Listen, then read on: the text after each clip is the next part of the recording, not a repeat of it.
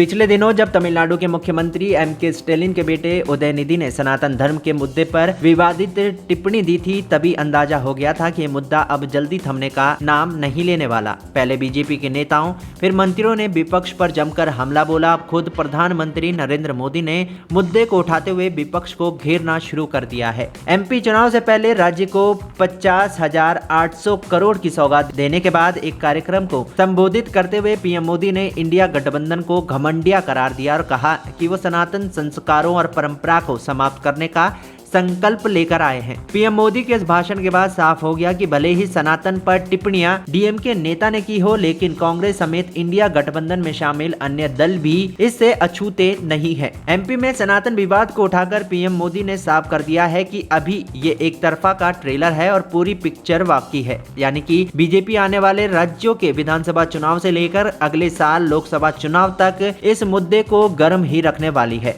बता दें, इंडिया गठबंधन को घमंडिया करार देते हुए सनातन मुद्दे पर विपक्ष को घेरकर पीएम मोदी ने 2024 के लोकसभा चुनाव का एजेंडा सेट कर दिया है। बीजेपी आने वाले दिनों में इस पर और करारे वार करने वाली है। पिछले दिनों राजस्थान चुनाव के लिए राज्य में गए केंद्रीय गृह मंत्री अमित शाह ने भी इंडिया गठबंधन को सनातन मुद्दे पर घेरा था। शाह ने डूंगरपुर की रैली में कहा था कि 2 दिन से आप देश की संस्कृति और सनातन धर्म का अपमान कर रहे हैं। उन्होंने कहा, वो कहते हैं यदि मोदी जीतेंगे तो सनातन राज आएगा। सनातन लोगों के दिल पर राज कर रहा है। पीएम मोदी ने कहा कि भारत संविधान से चलेगा। बीजेपी नेता चुनावी रैलियों और कार्यक्रमों में सनातन मुद्दे को लगातार उठा रहे हैं। इसके जरिए बीजेपी हिंदुत्व के मुद्दे पर आगे बढ़ रही है, जहां एक और पीएम मोदी समेत पूरी बीजेपी सनातन पर कांग्रेस और उसके सहयोगियों को घेर रही है।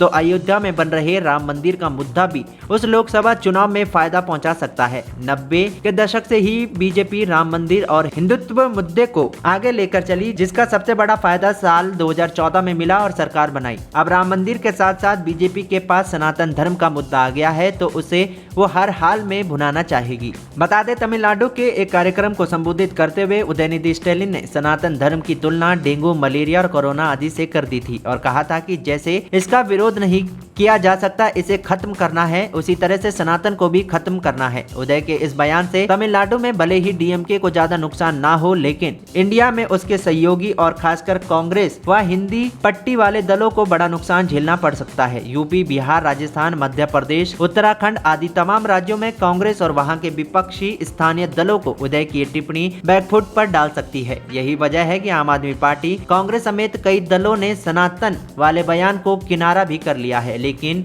डीएमके इंडिया गठबंधन में है, तो तमिलनाडु में कांग्रेस और डीएमके की सरकार चल रही है, तो बीजेपी इस मुद्दे के जरिए इंडिया अलायंस पर हमला बोलती रहेगी। इससे यूपी में समाजवादी पार्टी, कांग्रेस, उत्तराखंड में कांग्रेस, बिहार में आरजेडी, जेडीयू, मध्य प्रदेश में कांग्रेस, दिल्ली में आम आदमी पार्टी आदि को लोकसभा चुनाव में सीटों के लिहाज से बड़ा नुकसान झेलना पड़ सकता है। सनातन मुद्दे पर पूरे गठबंधन की किरकिरी करवाने की वजह से तमाम विपक्षी दलों का दबाव झेल रहे तमिलनाडु सीएम एम.के. स्टैलिन ने अब सक्रियता दिखाई है। आने वाले समय में और नुकसान नहीं हो, इसके लिए उन्होंने अपने कार्यकर्ताओं और नेताओं को सनातन विवाद से दूर रहने के लिए कहा है। एम.के. स्टैलिन ने कहा, आम आदमी के मुद्दों पर पीएम मोदी चुप रहते हैं। पूरी कैबिनेट झूठ बोलकर सनातन विवाद को तूल दे रहा है।